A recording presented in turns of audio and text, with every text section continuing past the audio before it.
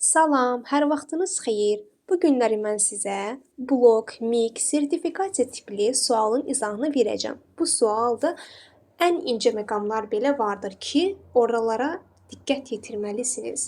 Gəlin vaxt itirmədən sualımızın izahına baxaq.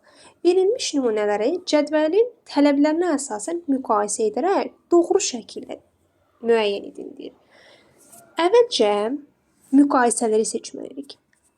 A-ya aid olanları yalnız A-ya aid olmalıdır.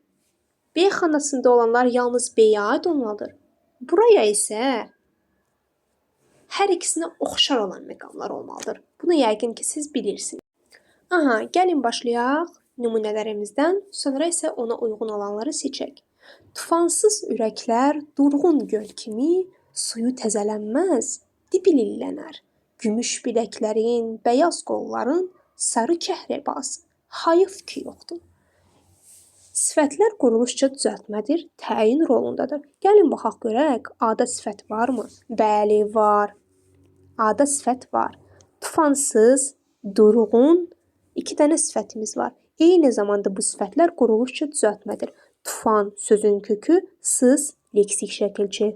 Dur sözün kökü, ğun, leksik şəkilçi. Eyni zamanda burada olan düzəltmə sifətlər də təyin rolundadır. Çünki göl kimidir.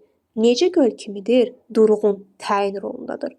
Göl kimidir nə? Ürəklər. Necə ürəklər? Tufansız ürəklər. Ona görə də 1 bizdə doğru cavabdır. Baxıram ikinciyə.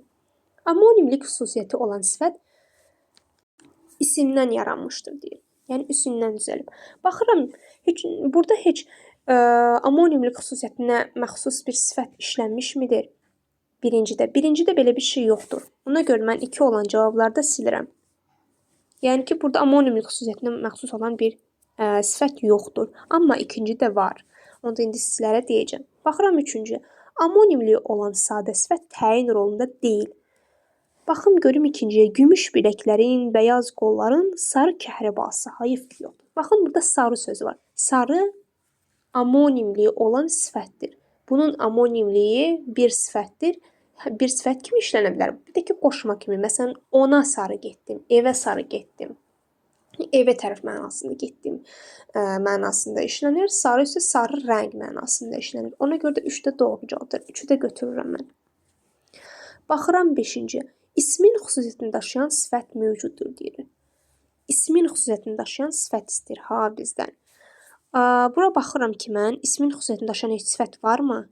Baxın, yoxdur burada. Niyə görə yoxdur? Çünki sifətin xüsusiyyətini daşıyan isim vardır. O da ki, gümüş sözdür. Ona görə də 5 də bizdə yanlış cavabdır. Baxıram mən 6-cıya. Mürəkkəb sifət işləməyən nümunədə sifətin xüsusiyyətini daşıyan düzəltmə söz isim işləməyimdir. Deməli, bu cümlə sizdə biraz qəribə gələ bilər. İndi mən onun sizə mənasını qəşəng şəkildə açıqlayacağam ki, tam şəkildə başa düşə biləsiniz. Deməli, mürəkkəb sifət deyir. Baxıram, ümumiyyətlə, hər iki nümunədə mürəkkəb sifət deyilə bir şey varmı? Tufansız, durğun, gümüş isimdir. Onu götürmürük. Bəyaz və sarı.